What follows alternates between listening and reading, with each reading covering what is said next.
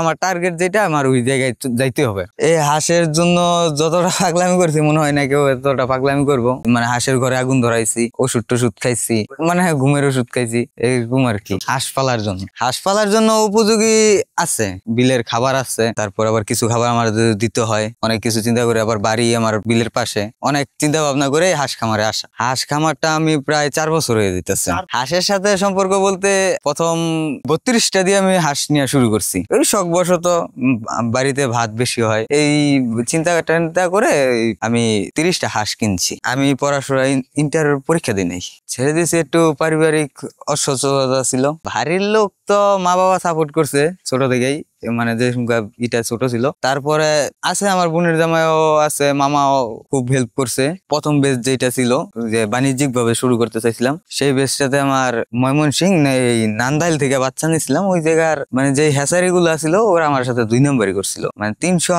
বাচ্চা থেকে ওরা আমাকে প্রায় 150-র মতন হাসা দিছিল, পুরুষ বাচ্চা দিছিল। আর মহিলা বাচ্চার মধ্যেও আবার একটা আছে যে আপনার গুমরা বলে, ওইটারে গুমরা হাঁস মিলাই দিলা শেষমেশ আমার 70-80টার মতন টিকছে। তো ওইটাতে ভালোই প্রফিট হয়েছে। আমিও চাইছিলাম যে ওইটাতে বড় করতে, কিন্তু বাড়ির লোক চাইছিল যে না, দেশে এগুলো না কইরা বিদেশ চলে যা। পরিবার চাইতেছিল না, পরে গিয়ে আছে কি চাইতেছে না যে না বিদেশ যাইতে হইব। তো চিন্তা করলাম যে বিদেশ 5-7 লাখ টাকা 10 লাখ টাকা খরচ না কইরা দেশে 2 লাখ টাকা খরচ করে যদি 10,000ও কামাই তাও অনেক ভালো, এটা আমি মনে করলাম। তার মধ্যে আবার ঢাকা থেকেও চাকরি থেকে চলে আসছি। তারপর হাঁস খামারটা নিয়ে একটু হইলাম। হাঁসের প্রতি এত একটা নেশা হয়ে গেছে আমার, আগে পালছি, এটার প্রতি একটা আছে। এই যে আজকে 21 দিন হয়ে গেছে হাঁস আনছি। আমি আজ পর্যন্ত মনে হয় বাড়িতে আমার বিছানায় ঘুমাইনি, আমি নিচেই ঘুমাইতেছি। কারণ এটার একটা যে যত্নটা, যে কোনো কিছুতে ত্রুটি না থাকে, এইটার যতটা আমি দেখবো এটা আমার ততটা দেখবো। বাড়িতে আগুন ধরাই নাই, গাঙ্গের পাড়ে একটা ছিল, এই যে আমাদের খালের পার, ওই জায়গায় হাঁস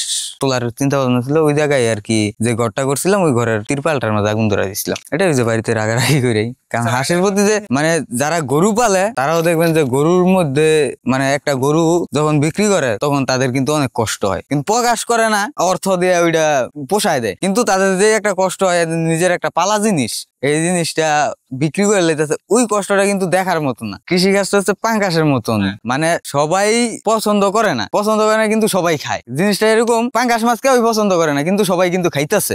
কেন খাইতেছে? এই কৃষিকাজটার মতন। মানে আমরা সবাই কই যে কৃষিকাজ অনেক ভালো, কৃষিকাজ অনেক ভালো, কেউ প্র্যাকটিক্যালি করতে চায় না। আমরা যারা প্র্যাকটিক্যালি কৃষিকাজের মাঝে আগ্রহী তাদেরকেও বাধা দেওয়ার মতন অনেক মানুষ আছে। এটার মাঝে একটা অন্যরকম, এটা বইলা বুঝানো যাইব না আপনারে কেন, কারণ এটার প্রফিট দেখছি, এটার মানে এইগুলো ভালো ছিল। আর ওই টাইমে দেশে কিছু করার লেগে যে মানে করার দরকারটা ছিল, মানে সবকিছু দিয়ে আমি চিন্তা করছি যে না, আমার হাঁসের খামারটা বেস্ট। কারণ আমার বাড়ির কাছে পানি আছে, তারপরে আছে, সবকিছু আছে। তো আমার হাঁসের খামারটা করাটা আমার সবচেয়ে পারফেক্ট। হাঁসের জন্য বলতে সব ডিপ্রেশন মিলে কিন্তু হাঁসটা আমার ড্রিম। এটার যদি আমি আরো পারি, অভিজ্ঞ কোনো লোকের সহযোগিতায় বা যেমনি হোক, এই হাঁসটা আরো আমি বড় করতে চাই। আমার বন্ধু বান্ধব তো আমার বলে, ভালোই বলে, খারাপ বলে না, কেউ খারাপ বলে না।